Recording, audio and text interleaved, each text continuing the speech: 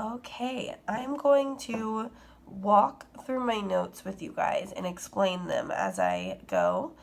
And you guys can either just pay close attention or write down the notes as well in case that helps you. But we're going to just see how this goes. I might end up posting another video later if that helps. So 10.2 is evaluating expressions. Your goal for the day. I will be able to use the order of operations to evaluate algebraic expressions. So you guys already mastered how to use the order of operations in Module 9. So now all we're doing is adding in just another component and building on that knowledge. When I say evaluate, I mean you're going to substitute a number for a variable and then find the value of an expression. It's kind of hard one-handed. So, an example, 10 plus x. So if you see this problem, 10 plus x, that x is a variable. And they might give you the value of that variable. So they might say x equals 4. So you're going to substitute, instead of x, you're going to plug in what they told you x was going to be. So if the value of x is 4, you're going to plug that 4 in for x and replace that x with a 4. So now it's 10 plus 4 instead of 10 plus x. 10 plus 4 is 14. So you just solved that problem. When you're given the value of a variable, like this, when they tell you what the variable equals, n equals 2, simply replace the variable with the number given. So I'm going to do another example of what I was just saying. 6k. So we know that when a variable is right next to the number, that just means multiply. So if they tell you that k is 1/3, then we need to replace this k with 1/3, substitute it, and I'm going to put it in parentheses just to make it more clear.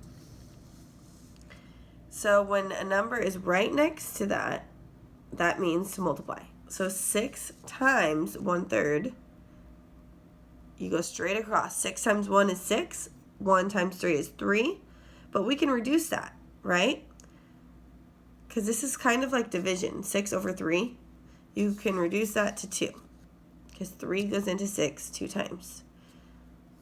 So your answer would be 2. Sometimes there will be more than one operation or more than one variable. To evaluate or solve these expressions, you need to substitute the value for the variable and then use the order of operations. So I wrote PEMDAS on the side to remind you. So your example here, if they give you this problem in the book, 4, parentheses, x minus 4, they will also give you what x is. They'll give you the value of x. X equals 7. So now that we know the value of x, I'm going to substitute that x for 7. 4 times 7 minus 4. So instead of that x now, it's a 7. But PEMDAS says the first thing we should do is parentheses, if there are any. Well, there are. So 7 minus 4 is 3. So we put that here, but we still have this 4. So 4, when it's right next to parentheses, that means multiply. So 4 times 3 is 12. I'm going to show 2 more examples.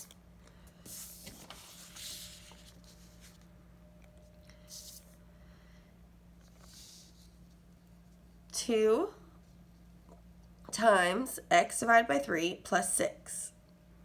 So this one has one variable, but it has multiple operations. Well, we're going to look at what x is. X is 12, so we're going to replace that x with a 12. 2 times 12 divided by 3 plus 6. Well, according to PEMDAS, we need to do parentheses first. So 12 divided by 3 is 4. So 2 times 4 plus 6. I wrote, remember when there is no sign between a number and parentheses, you must multiply. So 2 times 4, well, we know that we have to do multiplication before we do addition. So 2 times 4 is 8. Now we can do addition. 8 plus 6 is 14. Last example. X squared plus 3 minus y. So this time we have two variables here. I forgot to highlight this y. If x is 5 and y is 2, then we need to substitute those variables for that number. So I'm going to replace the x with a 5 and the y with a 2. So now we know, according to PEMDAS, P comes first, so that's parentheses. So we need to solve the parentheses before anything else. 3 minus 2 is 1. But then after the P comes E, which is exponents. So we need to solve the exponents. 5 squared is 25. So now we can do 25 plus 1, which is 26.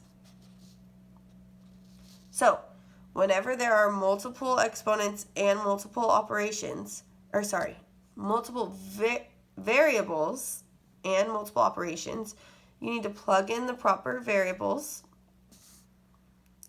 substitute them, and then you use PEMDAS to solve. Your homework is page 274, even, due by 9 p.m. tonight. Post a picture on Google Classroom. So I will post a picture of these notes. Sorry, I'm still sick. I will post a picture of these notes on Google Classroom for you to use. Please feel free to email me if you would like to go on Google Meets for some extra help with your homework if you are still confused after watching this.